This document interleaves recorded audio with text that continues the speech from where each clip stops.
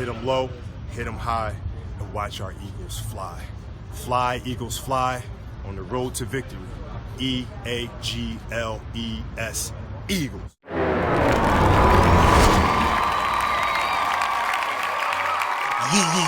Yeah. Lil Brunson back at you with the back at you, and I am the best reporting on the Eagles. Listen, before we get into the meat and potatoes, I'm going to let you know, Big Manscaped is in the building. Shout out to Manscaped, Lawnmower 4.0s, all of that stuff. The crop preservers, they got everything. Use code Brunson, save 20% off, get the free shipping, and the free shipping I'll fall for that for y'all. So let's talk about it, man. What are the moves that need to be made for the Philadelphia Eagles to, shorten the length of time that they have to be, legitimate contenders again? This is one of the most important drafts of the Philadelphia Eagles franchise history. To my knowledge, I don't know of any other draft that the Philadelphia Eagles had 3 first-round picks. I don't know of any other draft that the Philadelphia Eagles had this much to look forward to in a very long time. Either you're good for a string of years, the McNabb era lasted, a good 7 years of being contenders, being real good. You were good for 1.5 years with Doug Peterson, 2 years. You were good for 2 years with Doug Peterson. You know what I mean? We're looking at long-term success with this draft, and we got the capital to do so. And the Philadelphia Eagles got to take the bull by the horns on this one. The first thing that you have to do if you're the Philadelphia Eagles, if you're looking for the quickest turnaround possible, would definitely be deciding if it ain't really up to you. You got to see what's going to happen with Jonathan Gannon. You got to see. Now, if Jonathan Gannon is staying, get more talent to help play this type of scheme that Jonathan Gannon is playing. Jonathan Gannon is not blitzing very much. We were second to last in sacks. You gotta get guys that can get pressure if you're keeping Jonathan Gannon. You know what I'm saying? You got to get linebackers that could cover. You need a lot of work, a lot of personnel changes if you're getting Jonathan Gannon. Now, if you're keeping him. Now, if you're not going to keep Jonathan Gannon, I would suggest a change of scheme. Period. The whole only bringing pressure with 4, that don't last for the entirety that your franchise is in existence. I don't know what we were thinking. These guys get old. Fletcher Cox and the gang, they're not what they were 4 or 5 years ago when they can get a different style of pressure with 4 guys.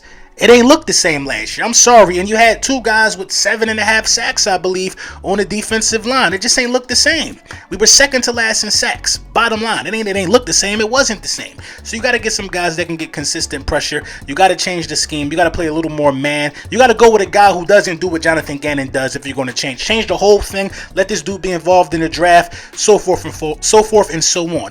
Now, in terms of talking about draft, what I believe you need to do to have the quickest turnaround possible is you have to focus on the draft, and you have to draft defensive difference makers. You cannot draft guys who you do not expect to make an immediate impact because we have so many holes to fill. You need defensive edge pressure. You need help in the return game. You need linebackers. You need to get guys that will make a difference on the team year 1. And unfortunately, a quarterback in this year's draft does not make a difference. A running back does not make a difference. An offensive lineman this year does not make a difference. You got to get people that's going to make a difference year 1. You know what I mean? You also in this year's draft, if you want to have the quickest turnaround possible, you have to look at acquiring some type of difference maker, not in the draft. I'm sorry, because I don't agree with doing this piece of our, of our corrective training for the offseason in the draft. I believe the quickest turnaround is to get playmakers in the wide receiver position.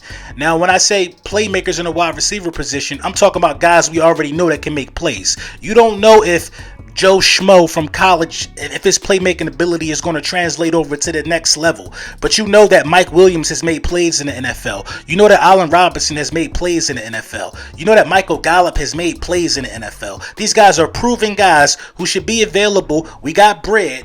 Let's get somebody proven to play with Jalen Hurts. You see what I'm saying? A proven guy to play with Jalen Hurts is only going to up Jalen Hurts' game, and it's only going to up the game of Devontae Smith's and create some competition back there.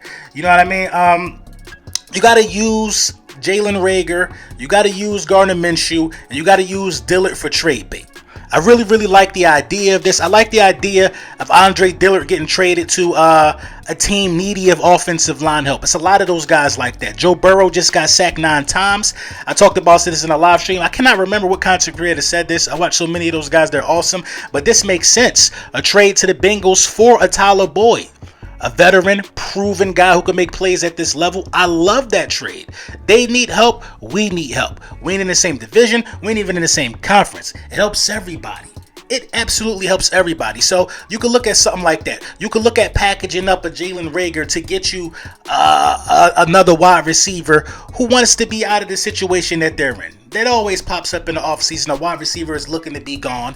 It's cool. You can package up Reagor, do a 1-for-1 swap, add a pick if you want. They add a pick. It doesn't really matter at this point. You can absolutely leverage Garner Minshew right now. You know what I mean? The backup quarterback position is one of the most underrated / needed positions in the National Football League. You could do a lot of things with the picks that you have. You know what I mean? You could do a lot of things with the picks that you have. And in the draft, what I would absolutely do in this year's draft, another thing that I would do is I would potentially, now I wouldn't absolutely do this part of the corrective training for the offseason, but I would potentially, depending on where we're at when it's time for the 19th pick to be selected, I would potentially think about trading that 19th pick to somebody else who want to jump back in the top 24 player for next year's first round pick. I would potentially think about that for the simple fact that you really don't know what's going to happen with Jalen Hurts. You don't know how that story is going to unfold by the time the end of next year comes. You don't know if you're going to need a quarterback or not. You know what I mean? Or you don't know if you're going to be still leasing Jalen Hurts. Well, he got one more year left on his deal, which will be wrong. In my opinion, man, if you show you enough, listen, you got to play your rookie deal out. I get it. But next season, man, is a big season for Jalen Hurts. But I would absolutely try to stash a first-round pick if I could for next year to see just how that's going to go and how I'm going to proceed forward with anything that comes up. So those are some steps for corrective training in the offseason. A lot of work's got to be done. We understand that. But like I said, we're ahead of the curve. We're not behind. We're ahead of schedule. So we can kind of look at some of these things in its totality and get to them when it's time to get to them. It ain't really no rush. It ain't really no rush on a lot of these things. You still got to go through the combine. You still got to go through, scouting. You still got to go through the draft. You got to go through a lot of stuff before kickoff comes. And our schedule is looking more and more favorable as that time approaches. There's rumors swirling around that Aaron Rodgers could potentially end up in Denver. You know what I mean? His offensive coordinator just got the head coaching job. The Bears are hiring coaches. The Dallas Cowboys defensive coordinator is staying put. It's just a lot moving with these coaches because the bottom line is this. You got to have your coaching staff in place before the draft. I want a guy who's going to draft guys for his scheme. I don't want a guy who's going to draft guys because how he thinks they're good. I want a guy that's going to be able to, if Gannon is going, I want a guy that's going to be able to look Howie Roseman in the eye and say, listen, I need him if you want me to win. I need to play this style of football. I don't have that personnel on the field right now. This guy coming out of college, I can mold him. I need a coach who really, really, really understands how to deal with guys like Howie Roseman. Although I think Howie Roseman is on the increase, he is on the up, you still got to know how to deal with a guy like Howie Roseman because he's responsible for getting the tools that you need as a coach to succeed. So let me know what y'all think in the comments about that, man. Those are some of the corrective actions that I think we need to perform so we can get to the next level. You know the vibes.